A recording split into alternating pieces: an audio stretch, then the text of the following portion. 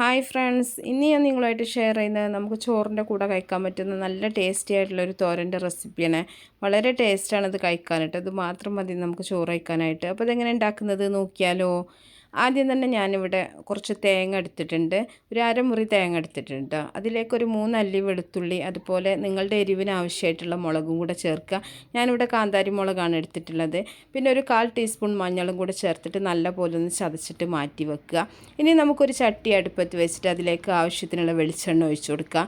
വെളിച്ചെണ്ണ തന്നെ ചെയ്യുക കേട്ടോ. തോരനൊക്കെ വെളിച്ചെണ്ണ തന്നെ ചെയ്യുമ്പോഴാണ് കൂടുതൽ ടേസ്റ്റ് ഉണ്ടാവുക. ഇനി ഒരു 1/2 ടീസ്പൂൺ കടുകിട്ടിട്ട് നല്ലപോലെ ഒന്ന് പൊട്ടി വരുന്ന സമയത്ത് നമുക്കിതിലേക്ക് കറിവേപ്പില ചേർത്ത് കൊടുക്കാം. അപ്പോൾ നിങ്ങൾക്ക് ഇതിൻ്റെ കൂടെ വേണമെങ്കിൽ വറ്റൽമുളക് വേണമെങ്കിൽ ചേർത്ത് കൊടുക്കാം കേട്ടോ. ഞാൻ കാന്താരി മുളക് ചേർത്തത് കാരണം തന്നെ അത്യാവശ്യം എരിവുണ്ടാവും, അതുകൊണ്ട് ഞാൻ വറ്റൽമുളക് ചേർക്കണില്ല.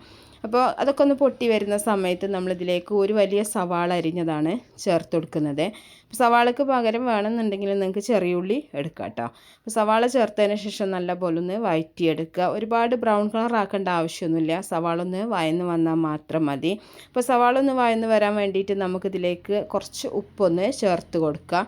അപ്പോൾ ആദ്യം നമുക്ക് കുറച്ച് ചേർത്ത് കൊടുത്താൽ മതി, പിന്നെ നമുക്ക് ലാസ്റ്റ് വേണമെങ്കിൽ ഉപ്പ് പാകത്തിന് അതിനനുസരിച്ചിട്ട് ചേർക്കാം കേട്ടോ.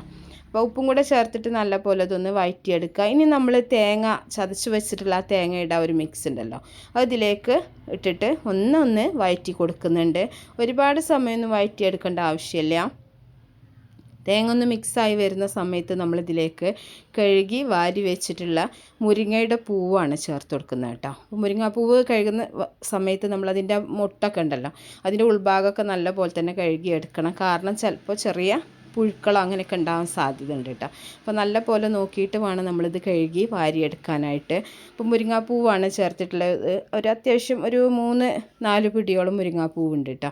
അപ്പോൾ അതും കൂടെ ചേർത്തിട്ട് നല്ല പോലെ ഇതൊന്ന് മിക്സാക്കി എടുക്കുക.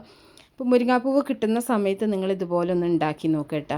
അപ്പോൾ ഇത്രയും കൂടുതലൊക്കെ ചിലപ്പോൾ നമുക്ക് കിട്ടൂല. അപ്പോൾ കുറച്ചൊക്കെ കിട്ടുന്ന സമയത്ത് നിങ്ങൾക്ക് വേണമെന്നുണ്ടെങ്കിൽ ഇതിലേക്ക് കോഴിമുട്ടയും കൂടെ ചേർത്തിട്ടാണ് അധികം തോരൻ ഉണ്ടാക്കിയെടുക്കാറുള്ളത്. ഇനി നമ്മൾ കുറച്ചും കൂടെ ഉപ്പ് ചേർത്തിട്ടുണ്ട്. ഇനി നല്ലപോലെ ഇളക്കി മിക്സ് ചെയ്തിട്ട് നമ്മളിതൊന്ന് അടച്ച് വെച്ചിട്ട് കുറച്ച് സമയം ഒന്ന് വേവിച്ചെടുക്കുക. വളരെ പെട്ടെന്ന് തന്നെ വെന്ത് കിട്ടും. ഒരുപാട് സമയമൊന്നും വേവിക്കേണ്ട ആവശ്യമില്ല കേട്ടോ. പിന്നെ വെള്ളമൊന്നും ചേർക്കേണ്ട ആവശ്യമില്ല. ഇത് ഈ ഒരു ആവിയിൽ കിടന്നിട്ട് തന്നെ നല്ല പോലെ തന്നെ കുക്കായി കിട്ടും. അപ്പോൾ കുറച്ച് സമയം ഒന്ന് അടച്ച് വെച്ചിട്ട് വേവിച്ചെടുക്കുക. അതിന് ശേഷം തുറന്നിട്ട് നമ്മളൊന്നും കൂടെ ഒന്ന് ഇളക്കി മിക്സ് ചെയ്ത് കൊടുക്കുക.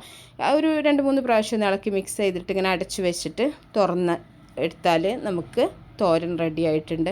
അപ്പോൾ നല്ല പോലെ തന്നെ വെന്ത് കിട്ടിയിട്ടുണ്ട്. അപ്പോൾ നല്ല ടേസ്റ്റി ആയിട്ടുള്ളൊരു തോരനാണ്. ഇതുവരെ ഉണ്ടാക്കി നോക്കാത്തവരുണ്ടെങ്കിൽ മുരിങ്ങാപ്പൂവ് കിട്ടുന്ന സമയത്തൊന്ന് റെഡിയാക്കി നോക്കുക. അപ്പോൾ എന്നിട്ട് നിങ്ങളുടെ ഫീഡ്ബാക്കൊക്കെ അറിയിക്കുക. ഇഷ്ടപ്പെട്ടാൽ തീർച്ചയായിട്ടും നിങ്ങൾ ലൈക്ക് ചെയ്യുക, ഷെയർ ചെയ്യുക, മാക്സിമം സപ്പോർട്ട് ചെയ്യുക. അപ്പോൾ നല്ല റെസിപ്പികളൊക്കെ ആയിട്ട് നമുക്ക് അടുത്തൊരു വീഡിയോയിൽ കാണാം. ഓക്കേ.